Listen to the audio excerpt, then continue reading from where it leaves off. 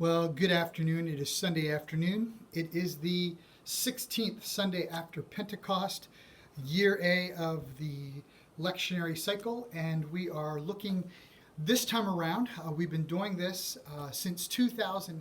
I've been doing this since 2006, a weekly devotional based on the Revised Common Lectionary. And so it's a 3-year cycle. The first time around, we did it based on all 4 readings. There's an Old Testament, a New Testament, a Psalm, and a Gospel reading every Sunday. And so first time we did it based on all 4 readings combined. Second time around, just the Old Testament. Third time around, just the Psalm. Fourth time around, we did it on the epistles reading, the letters. And then this final time around, we're doing it on the Gospels. And we've been at this by the time we get done, we'll be finishing up 14 years. I'll be finished up in 14 years on this at Advent. There are basically 6 seasons: Advent, Christmas, Epiphany, Lent, Easter, and then Pentecost. And after both Epiphany and Pentecost, there is a season called Ordinary Time. And ordinary time is anything but ordinary, as I like to say. Ordinary time comes from the word ordinal, which means counted time. And so we count both the Sundays after Epiphany and the Sundays after Pentecost. So many Sundays after Epiphany, so many Sundays after Pentecost, and we are on the 16th Sunday after Pentecost, which brings us to the Gospel of Matthew, and it brings us to the 20th chapter of Matthew. And it's an interesting story that Jesus tells about some laborers and a vineyard. And here's how that goes. Matthew chapter 20. For the kingdom of heaven is like a landowner who went out early one morning to hire workers for his vineyard. He agreed to pay the normal daily wage and sent them to work. At 9 o'clock in the morning, he was passing through the marketplace and saw some people standing around doing nothing. So he hired them, telling them he would pay them whatever was right at the end of the day. And so they went to work at the vineyard. At noon and again at 3 o'clock, he did the same thing.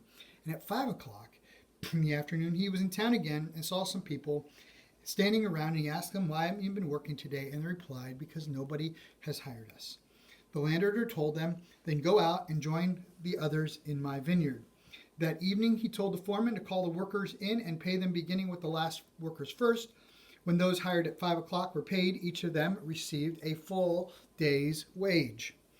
When those hired first came to get their pay, they assumed that they would receive more, but they too were paid just a day's wage. When they received their pay, they protested to the owner, "Those people worked only 1 hour, and yet you paid them just as much as you paid us who worked all day in the scorching heat." He answered one of them, "Friend, haven't I been unfair? I haven't been unfair. Didn't you agree to work all day for the usual wage?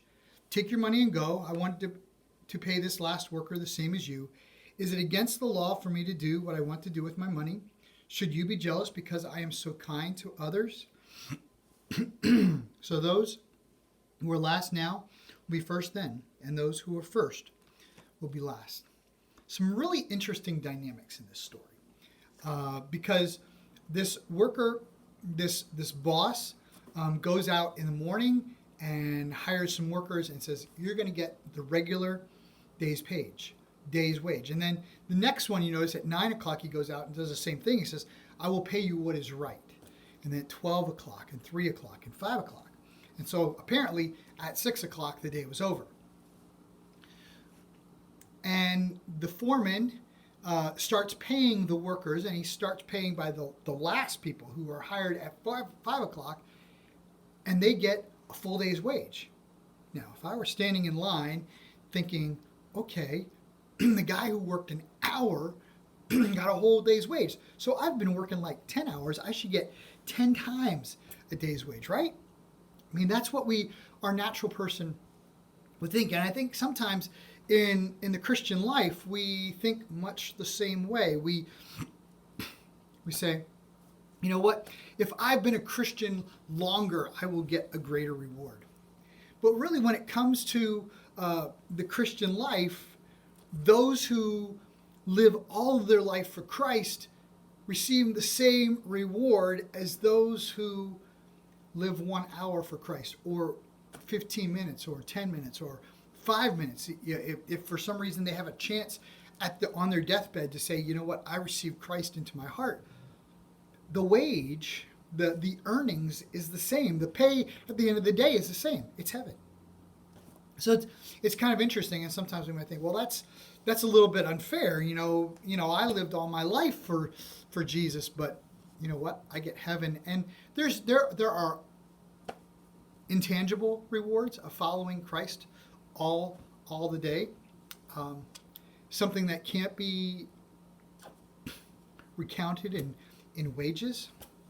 And so, and I love this because it really shows the fact that the owner said, I've not been unfair. I've been very fair with you. And what I want to pay the worker is what I want to pay the worker, and I paid them the right thing. I paid them a day's wage. Whether they worked for 10 hours or whether they worked for 1 hour, I paid them the wage. And I think, again, this really shows us the nature of God. Grace, mercy, that we don't have to earn our way to heaven. We don't have to earn our way to the rewards. Does God want us to live a life that obeys and follows Him? Absolutely. But those who don't know until their life is almost gone, they get the same reward, and that's so cool. I think sometimes we like to say, well, I'll have more crown, I'll have more jewels in my crown, and I don't think that's really the whole point of living this Christian life, is so that we end up with a whole bunch of jewels in our crown. Because actually, if you look at it, we're going to lay down our crowns. Casting down, the hymn says, casting down their golden crowns before the glassy sea. When we get to heaven, it's not going to really matter. It's not going to matter whether we lived 50 years for Jesus or whether we lived five minutes for Jesus. It's not going to matter, because we're just going to worship Him. We're going to give Him all the glory. We're going to live with Him forever. And really, in that way, the wage is the same. So,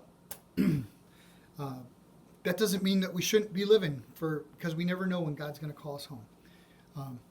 But I love the fact that God's grace is available to all who receive, and the same reward is available to all who receive. God bless. Go in peace to love and serve the Lord.